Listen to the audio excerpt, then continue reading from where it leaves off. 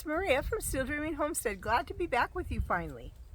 I'm outside enjoying my beautiful blooming cherry tree that we planted when we first got here about 19 years ago. And I wanted to tell you a story. This takes place in the Congo. At the end of the 17th century. Now I don't remember which country was ruling over the Congo at the time, but that doesn't really matter. There was a colonel from that country, and he had a servant. The servant's name was John. Well, John became a great friend to the colonel. And in fact, he was a friend to many people. He was a believer, and he had a habit that was so irritating to the colonel.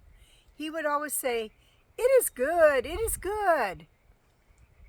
Like, for instance, when it was really hot and sweltering outside, he would say to the colonel, "It is good, it is good." And he'd say, "What is so good about it being so hot?" And he'd say, "No rain to get our feet wet." And when it rained a lot, and the colonel was not happy with that either, John would say, "It is good, it is good." And the colonel would say, "What is so good about it?" John would say, "It is not too hot." One day, a lightning storm went through, and it hit one of the villagers' huts and burned it up. Well, the colonel came to investigate, and there was John. And the house was a total loss. But John went up to the colonel and he said, "It is good, it is good." The colonel said, "What on earth do you think is good about this?" He said, I don't know. I just know that God is good and he gives all good things." Well, one thing that the colonel liked to do, he liked to go hunting. And he would take John, and John would load his gun. Now, it wasn't like a revolver that we have now. It would be a black powder, I suppose musket, really, or a black powder gun of some sort. So one day he was out, and they were hunting, and the colonel saw some amazing antelope, like a real prize-winning one. And John had loaded his gun for him, and he handed him the gun. And when he pulled back that trigger, boom! The gun went off, but it exploded a little bit, and it took off the tip of his finger. Oh, he was furious. He was yelling at John, and John was saying, "It is good, it is good." Well, the colonel just had it with him, and he ordered him to be sent into a cellar, which was a jail. He was very angry. Well, it took a couple months for his finger to begin healing up enough that he thought maybe he could go hunting and use the trigger finger. So it probably would have been his right, but I don't know. So he went out, and while he was out, he didn't see the prize-winning antelope.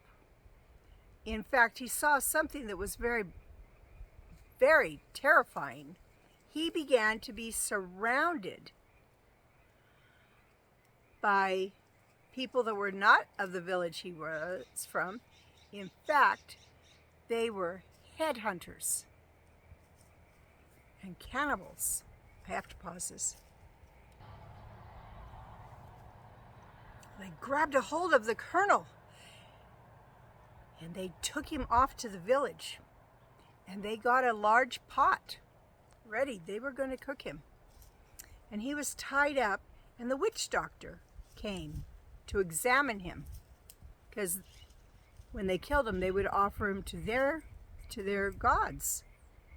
And when he examined him all over, from his feet all the way up he suddenly noticed the tip of one finger was missing.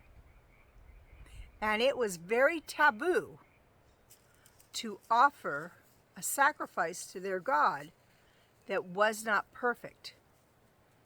And the colonel was not perfect because he was missing a finger. The witch doctor yelled at them, "Release him! Release him now!" And so they did. And as the colonel was walking home, he began to think how he had lost the tip of that finger and it had saved his life. And he began to think about his friend John, all this time down in that cellar in the jail. And he began to feel really bad. So he went directly to the jail. And when he got there, he saw his friend and he said, John, I'm so sorry. I should have never got so angry. It was just an accident. Can you ever forgive me?" And John said, "No, you don't have to ask forgiveness. It's fine." So the colonel told him the whole story. And when he was done, John said, "Yes, that's right. It is good, it is good." The colonel said, "I don't understand you. You have been stuck in this cellar for 2 months. How is that good?"